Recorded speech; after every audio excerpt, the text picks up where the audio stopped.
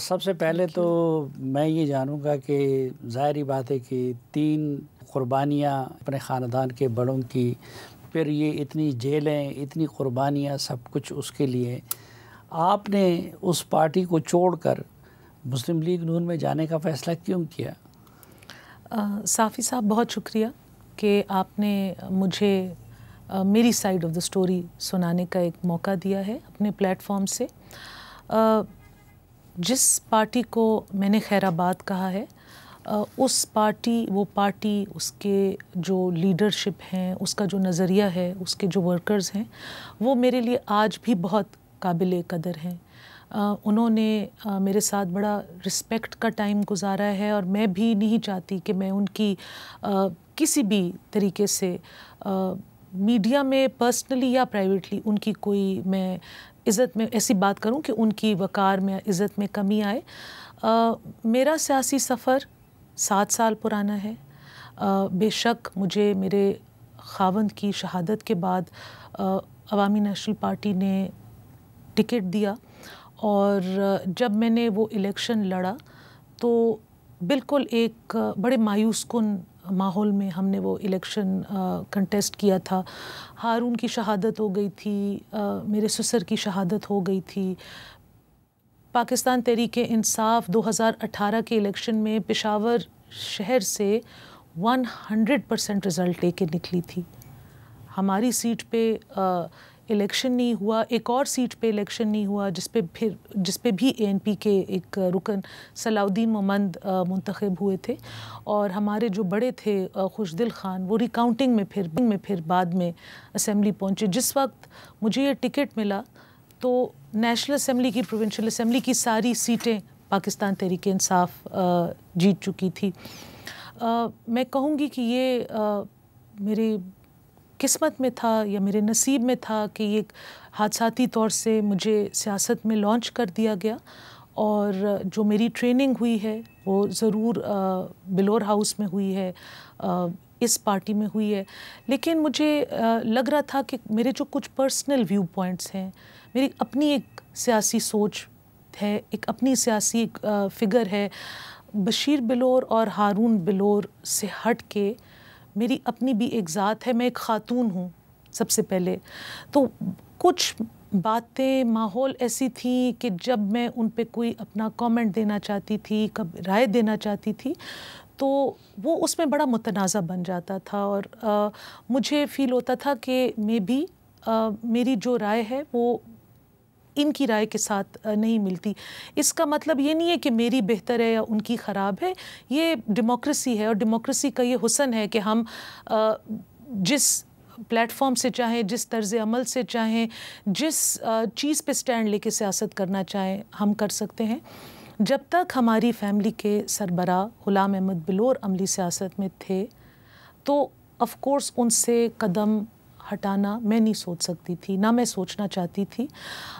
غلام احمد بلور صاحب نے اب پریس کانفرنس بھی کر دی ہے، انہوں نے اعلان کر دیا ہے کہ انتخابی اور پریکٹیکل پالیٹکس سے اب میں نہیں کر سکتا۔ وہ عن قریب اسلام آباد منتقل ہونے والے ہیں، اور ان کا پیار، محبت اور وفاداری آج بھی عوامی نیشنل پارٹی کے ساتھ ہے، اور میں اس کی بہت قدر کرتی ہوں۔ لیکن میں نے اب سوچا کیونکہ اب میرے سر کے اوپر پولیٹیکلی حاجی صاحب کا سایہ نہیں ہوگا، تو میں ایسے پلیٹ فارم سے جا کے اپنی سیاست کا آغاز کروں اکیلے، جہاں پہ میری جو ویوز ہیں یا میری جو تھاٹ پروسیس ہے وہ زیادہ کمفرٹیبلی فٹ ہو۔ تو حاجی صاحب تو آپ کے ساتھ اس فیصلے میں شریک نہیں ہے، وہ تو مسلم لیگ نون میں گئے نہیں؟ حاجی صاحب تو دیکھیں نا، انہوں نے تو آپ کو بتایا، انہوں نے سیاست کا آغاز بھی اسی پارٹی سے کیا ہے، اور سیاست کا انہوں نے اپنا جو گڈ بائی کہا ہے تو اسی پارٹی میں کہا ہے۔ لیکن حاجی صاحب کی ریٹائرمنٹ کے ساتھ میں نہیں ریٹائر ہوئی، ہمارے ورکرز نہیں ریٹائر ہوئے، ہمارا حلقہ نہیں ریٹائر ہوا، اور جو ہمارے حلقے اور بالخصوص جو پشاور کے مسائل ہیں وہ نہیں ریٹائر ہوئے۔ پچھلے 12 سالوں سے صافی صاحب آپ دیکھ رہے ہیں کہ پورا صوبہ، لیکن بالخصوص پشاور ایک تباہی کی طرف بس دوڑا جا رہا ہے، نہ وہاں پہ کوئی کام ہو رہا ہے، نہ وہاں پہ کوئی ڈیولپمنٹ ہو رہی ہے، نہ وہاں پہ کوئی کسی کا پرسان حال ہے. ابھی چند دنوں پہلے 4 لوگ جس میں سے خواتین اور بچے تھے کوچی بازار میں ایک آگ میں جھلس کے مر گئے. تو ریسکیو سروسز جب کوچی بازار جیسے علاقے میں آگ بجھانے آئے، ان کے پاس نہ لیڈر تھا اور نہ ان کے پاس ہوز تھا، نوزل نہیں تھا. ہوز تھا لیکن نوزل نہیں تھا. تو وہ جو دوسری مالے پہ لوگ پھنسے رہے وہ ادھر ہی جھلس کے مر گئے.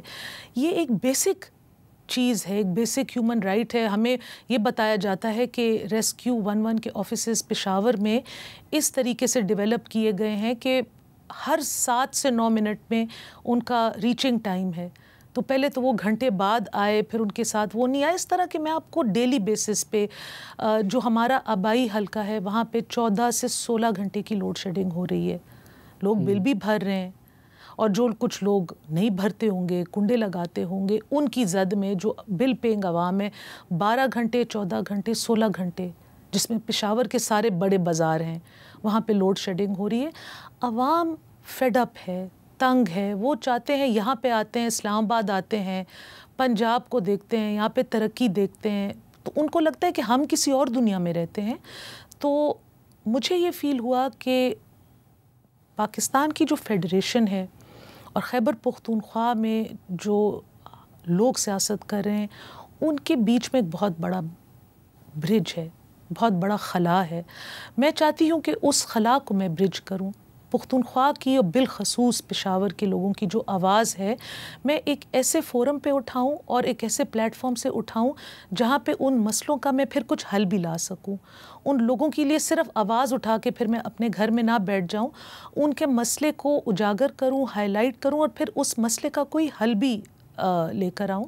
اور میری جب پرائم منسٹر شہباز شریف کے ساتھ جو میٹنگ ہوئی تو اس میں انہوں نے بھی اس چیز کا عزم دکھایا کہ میں بھی خیبر پختونخوا میں ان کے لوگوں کے لیے کچھ کرنا چاہتا ہوں. وہاں پہ میں ایک نئے جذبے کے ساتھ وہاں پہ کچھ ترقی، کچھ خوشحالی. تو ابھی یہ مطلب اب ہم دیکھیں گے، ورک کریں گے، لیکن ہم کچھ نہ کچھ لوگوں کے لیے ڈیلیور کرنا چاہتے ہیں. اور جو لوگ بالکل ایک ان پشاور میں پختونخوا میں اس طرح لگتا ہے کہ کوئی کسی کا پوچھنے والا نہیں ہے، کوئی کسی کا بڑا چھوٹا نہیں ہے، اور سب لوگ اپنی اپنی انفرادی مسائل میں پھنس گئے ہیں. تو تھوڑا سا میری ایک کوشش ہوگی کہ ان کے مسائل میں ان کا ہاتھ بٹا لوں. تو حاجی بلور صاحب آپ کے اس فیصلے سے ناراض نہیں ہیں؟ دیکھیں جی، حاجی بلور صاحب میرے بڑے ہیں،